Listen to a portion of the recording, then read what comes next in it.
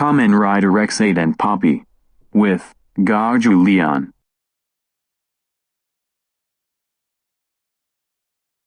At Seto University Hospital, Poppy Pipopipo is practicing a marriage proposal before Hiro Kagami, Kamen Rider Brave, arrives after performing a surgery, sees her and asks what she's doing. Poppy reveals that she's proposing to Emu Hojo for the two to get married since they help each other out when going through the bugster's attack. Hiro says it's impossible for a human and a bugster to get married, as well as changing into Asunokarino to marry Emu is also impossible, believing that she should have married Emu's bugster, Parado. Instead, Poppy pouts in anger and storms off that she will propose to Emu whatever it takes. Meanwhile at No One World Boredan's castle, Bouquet is looking at the pictures of Rikuo by Akaya that she receives merchandise from the human world, just before Fire Candle comes in and tells her if a new dress guard is finished. Bouquet isn't listening, resulting in Fire Candle to rip the pictures of Rikuo and tells her to not fall in love with a human and focus on making dress guards, making her mad, resulting in her slapping Fire Candle in the face and running off crying. The fusion couple, Mr. Shining Knife and Mrs. Sweet Cake, arrives to hear the commotion, which Fire Candle says that Bouquet needs to act more mature rather than admiring a human. Bouquet travels to the human world to calm down, just before she gets bumped into Poppy, who is still practicing her proposal. The two introduce themselves and talk about their love towards a human but were denied by their respective friends as a result, as the two girls wish they can marry them no matter what people think about. Hearing this behind is a woman who wishes to marry a man and sees that the two are in a bad mood today. A mysterious male voice calls out to her wish and possesses her to become a male number one monster, as he walks up to the two girls and tells them that he will make their wishes come true. Poppy gets up in confrontation when a monster appears, but stops by Bouquet, who has known number one monsters for a long time, as she wants to experience true love. Seeing that this number one monster is a good guy without any plot planned,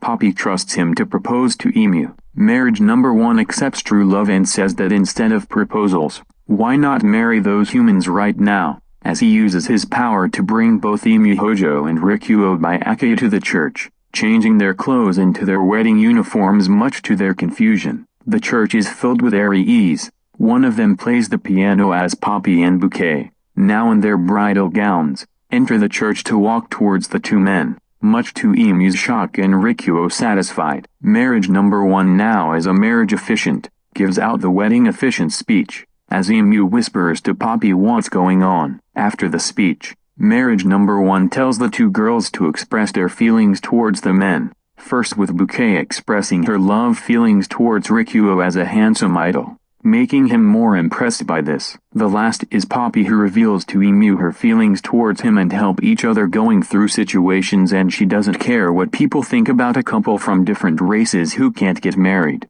Now in tears, making Emu understand Poppy's desire. When the monster now gives the men to express their feelings, Rikuo states that he will always give his lovely fans something to cherish with love, before Emu explains that he hadn't experienced true love before, but seeing Poppy by her side makes him feel like a couple, going through happy and dark times together, and that he will always be by her side to play games and other fun stuff always, making Poppy happy to hug him. After marriage number one asks a marriage vow to Rikuo, the latter slashes the monster with the Tegus sword because the monster has captured an innocent girl, and that hearing his fans' feelings was all that he needed. Enraged, he pulls out a pistol and shoots at Rikuo, but the bullet hits Bouquet, who sacrifices herself to save him, as she wants him to continue living for the fans before fainting. Rikuo gives Bouquet a goodnight kiss on the forehead just before he transforms into GozyuLeon to attack the number one monster. Emu and Poppy transform as well into Kamen Riders X8 and Poppy to help the Blue Ranger,